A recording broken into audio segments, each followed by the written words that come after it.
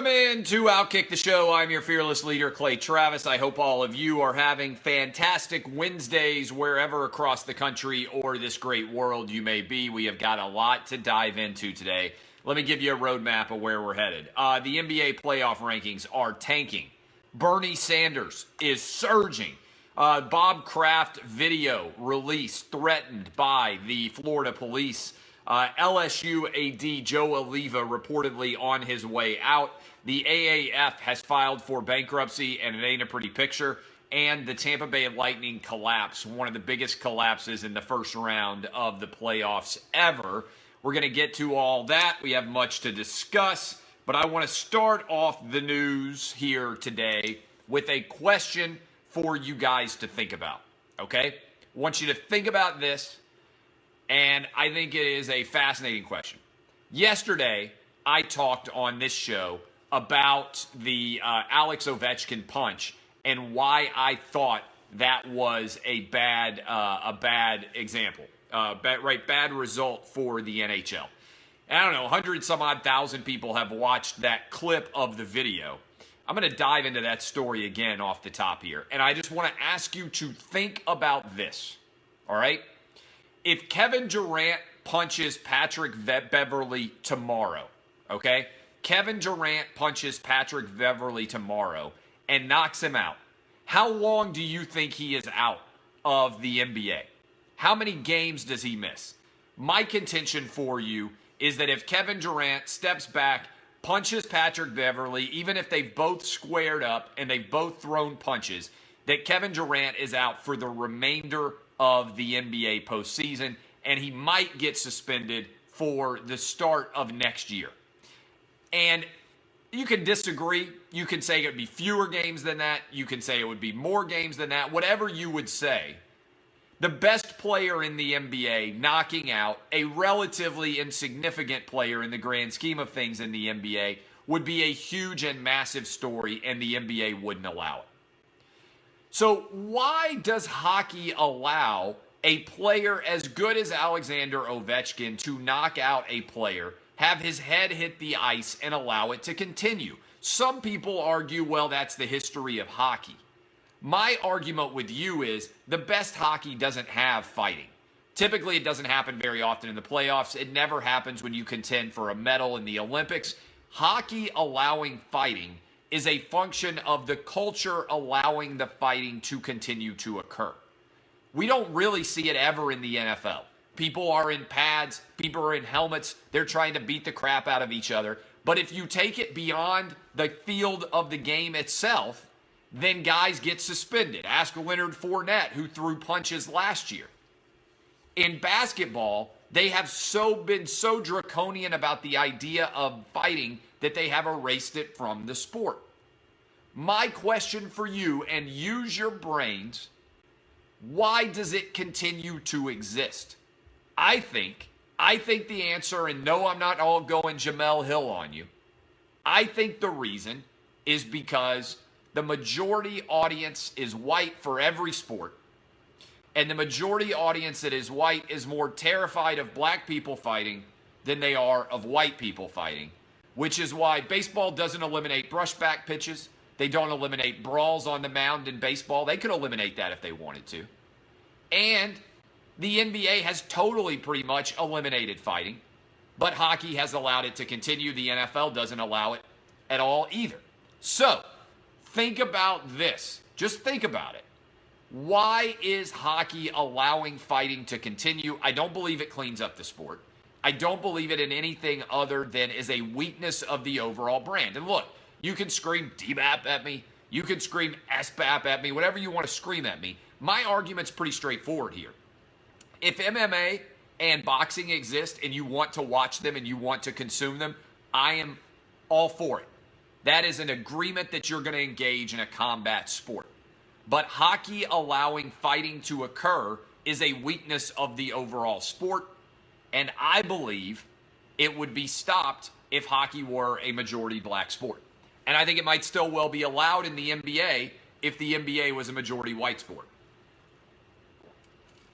Think about it. Just think about it.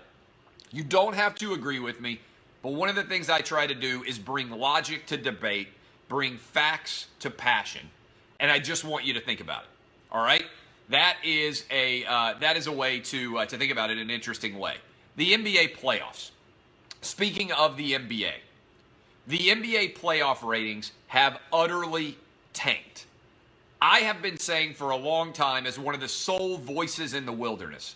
Everybody on social media is like, the NFL stinks, the NFL stinks, the NFL stinks. Although that's interestingly starting to change because I think ESPN's got a new president who's pretty smart in Jimmy Pitaro. And he's like, wait a minute. Why do we want to be antagonistic about the NFL?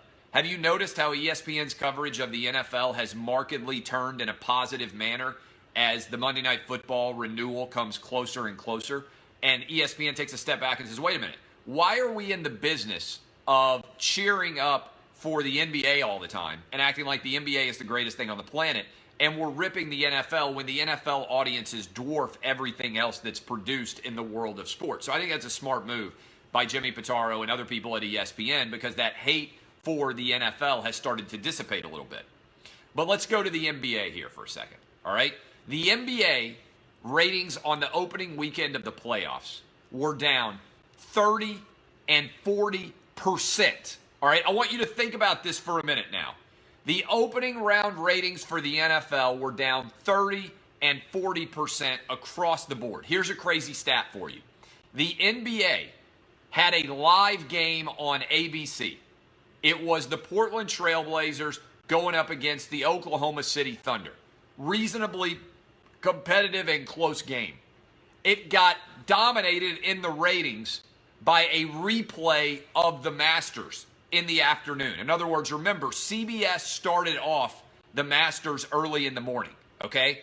The NBA got dominated by a replay of the Masters going up head-to-head against one of the best games of the opening weekend on ABC. Here is what's going on with the NBA and what very few people are willing to acknowledge. The NBA doesn't have a league. They have a player. That player is LeBron James. We are getting an early preview of the ratings collapse that will follow LeBron James leaving the NBA stage. Now, if you're an NBA booster, maybe, possibly, you're going to get lucky and Zion is going to step in and soak up all of the oxygen. But the NBA is a star-driven league, and that can be good when the star is Michael Jordan or the star is polarizing like LeBron James. When the star is Kevin Durant, ain't nobody watching.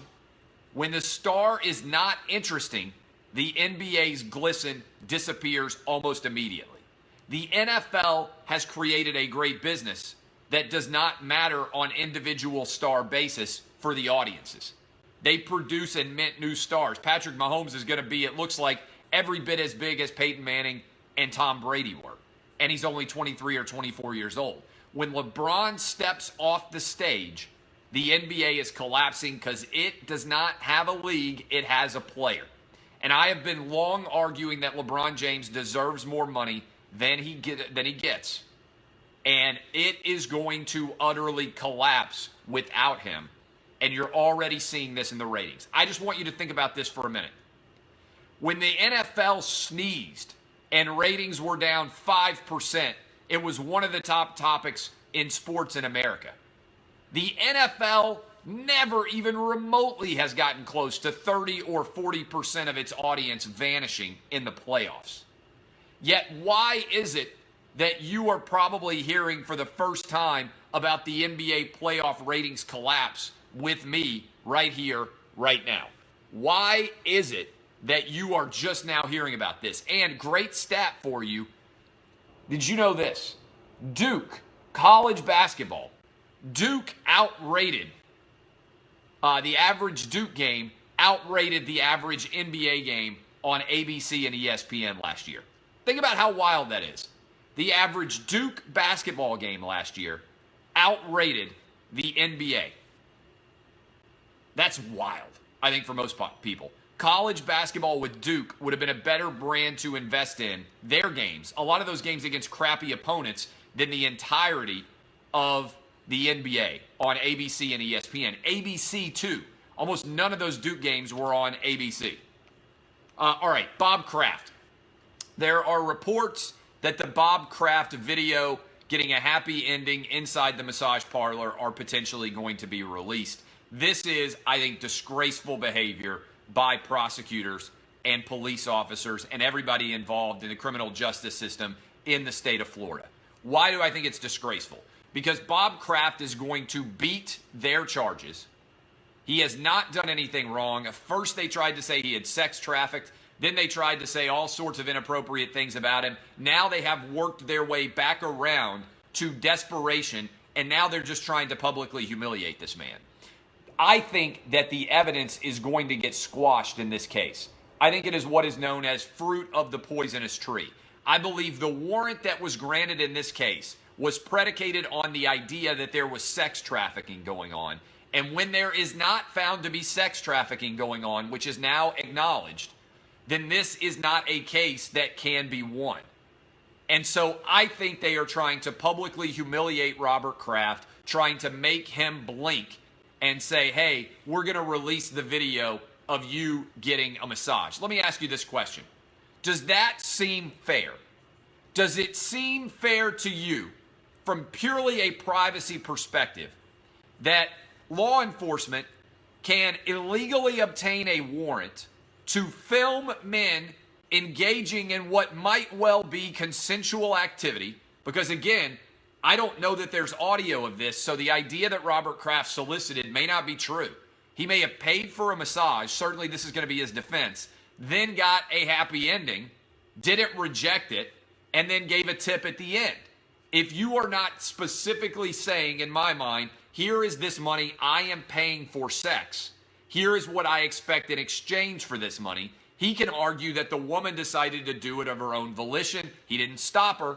The Larry David Curb Your Enthusiasm, 3 or 4 or 8 pumps or whatever it was, and then he continued throughout. This is, I think, a clear attempt by the state of Florida to embarrass Robert Kraft. I think the entire basis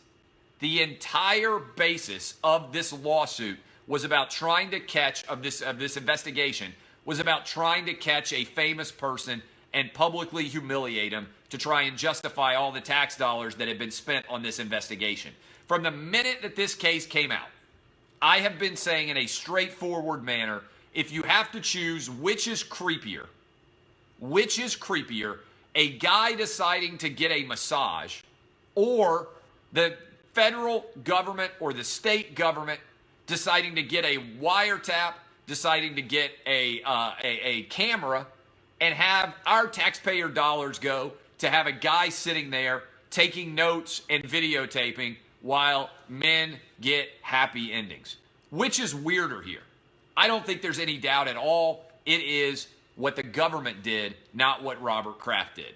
So this, to me, is absolutely a travesty of justice. The state of Florida should be ashamed. Everyone in the police department, everyone in the DA's office, this is a thoroughly indefensible situation, okay? This is a thoroughly indefensible situation. I think reasonable people need to be calling out prosecutorial overreach here, potentially prosecutorial inappropriate behavior in a legal system.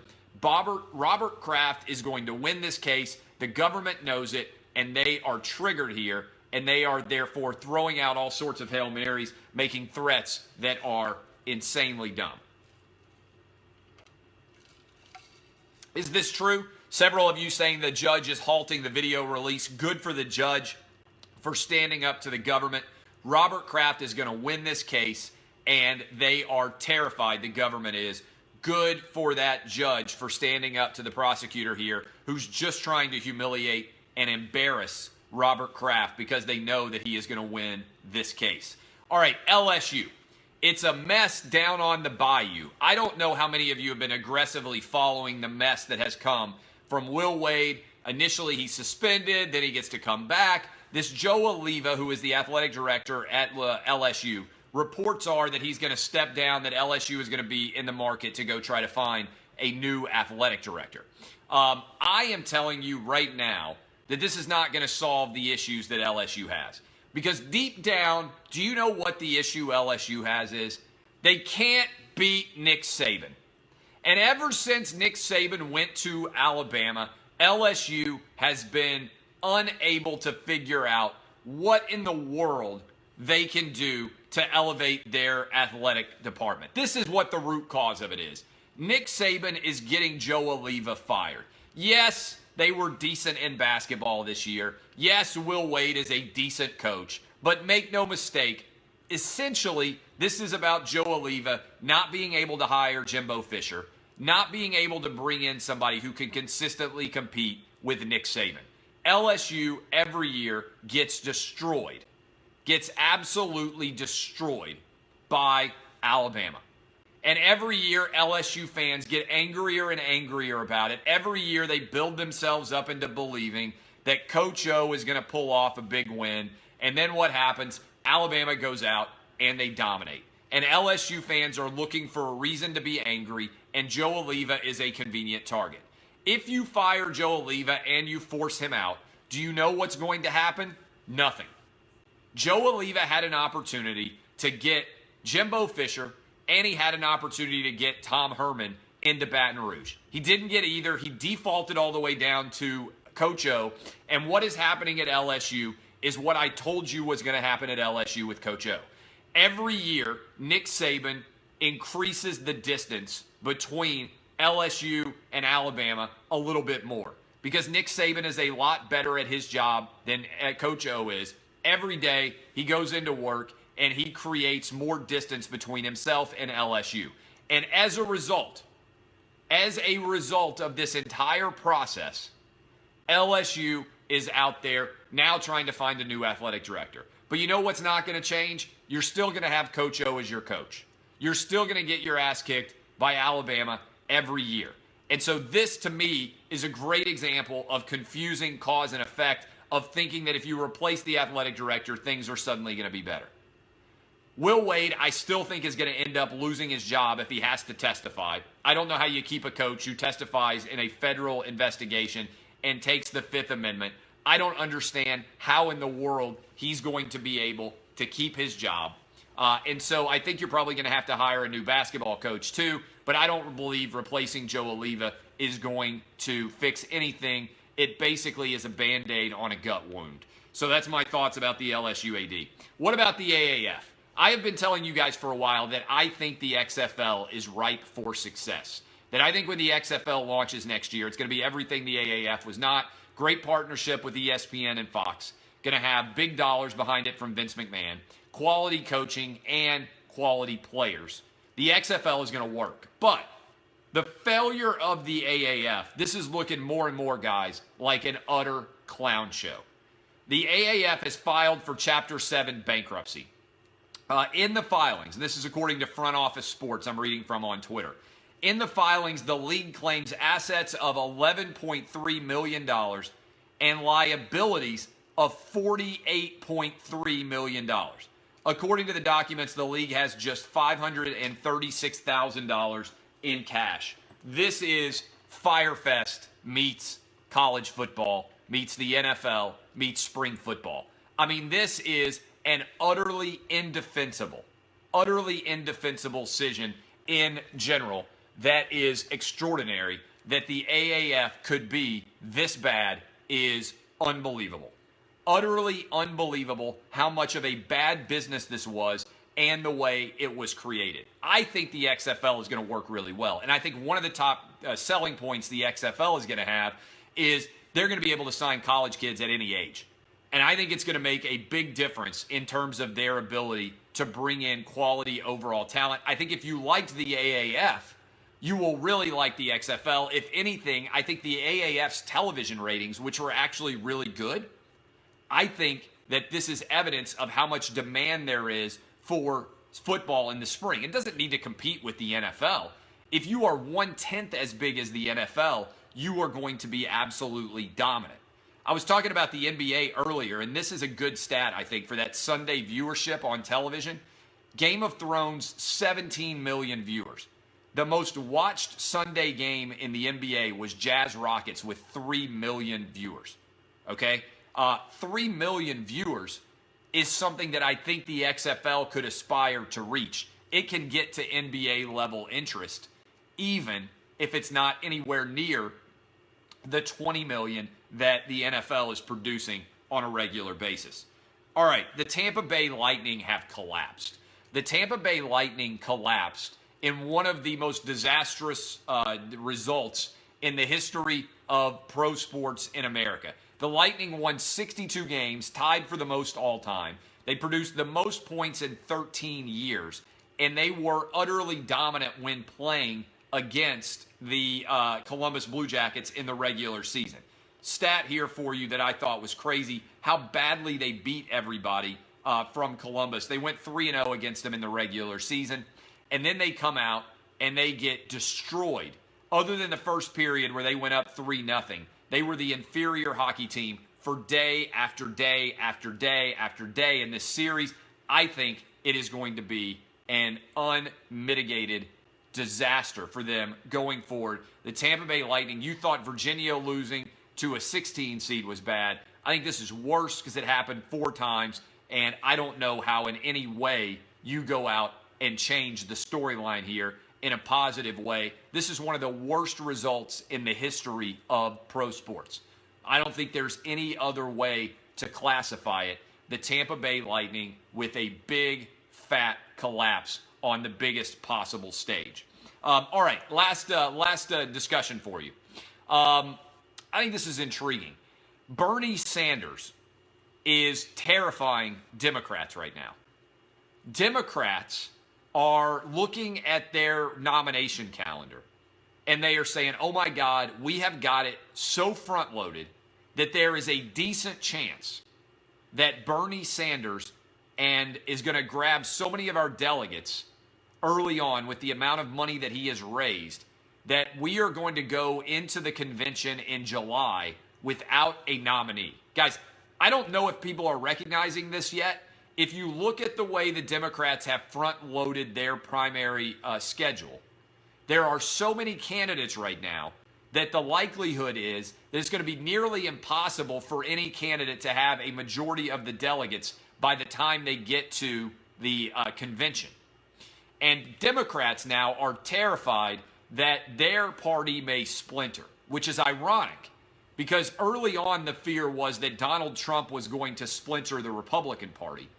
Now the Democratic Party is much more likely to splinter, and this is intriguing. Goldman Sachs, which isn't exactly known for its rash beliefs, now is advising clients that they believe Donald Trump is going to get reelected in 2020. They think it's more likely than not that he is elected president in 2020, reelected president.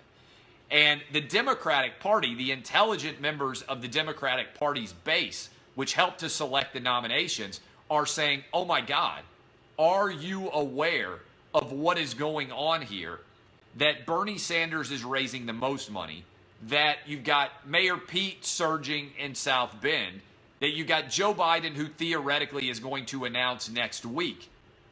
If Bernie Sanders gets the nomination, then this is going to open up an incredible situation because there's a very good chance that if it's Bernie against Trump, that a third-party candidate decides to jump into the race, whether it's Howard Schultz, whether maybe it's Mayor Bloomberg.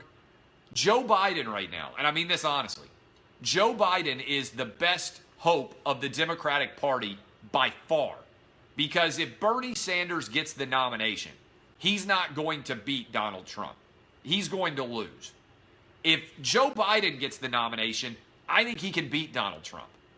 But this is going to be an ugly situation here for the Democrats. I don't think most in the media have caught up with the problem they've created for themselves with a front-loaded primary system that has far too many candidates that are actually in the mix. And here's what I'm telling you may end up playing out.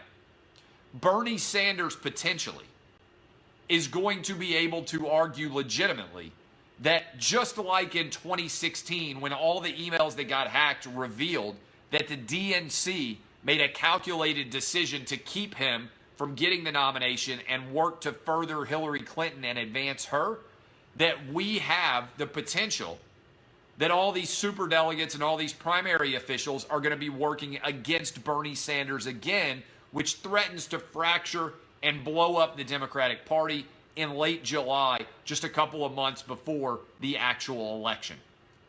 Go back and study what happened after Richard Nixon got elected president in 1968. Richard Nixon got elected president in 1968, and the Democratic Party was so outraged by Richard Nixon that they ended up putting forward a disastrous candidate in 1972 who got wrecked in the national election. Now, we're more polarized in an electoral college basis now than ever before. Each party probably starts with around 20 states that it's almost impossible for them to lose. And there's roughly 10 battleground states that are really in play from an electoral college landscape. So you can't get a landslide like we got in 1972. But Nixon was as hated by Democrats in 72 as anybody out there at all hates Donald Trump now. And so if you follow this storyline, the Democratic Party is whistling towards oblivion. If they were smart, they got 20 candidates. They need to clean that field out in a hurry. But they were so eager to create a front-loaded primary season so they could have a presumptive frontrunner able to battle Donald Trump for months that we are likely to see the Democratic Party, I believe, not even have an official nominee until almost August. And that means Donald Trump will be able to dominate the field without anybody to run against for a long time. And the primary season is going to be an utter mess. And with Bernie Sanders able to self-finance so much and lapping the field in all the fundraising, I think already, really, the Democrats are down to 5 candidates, okay? This is my horse race analysis even as we are in mid-April. I think that Joe Biden, Bernie Sanders, Kamala Harris, Mayor Pete, and maybe, possibly Beto are the only 5 candidates right now who have a chance to actually win this nomination. Basically, everybody else is dead in the water, but they all have a tiny little portion of the fan base out there that they will dominate, that they will appeal to, and the front-loaded nature of the Democratic primary is creating a mess. You're not going to hear this talked about very much, but those are the 5.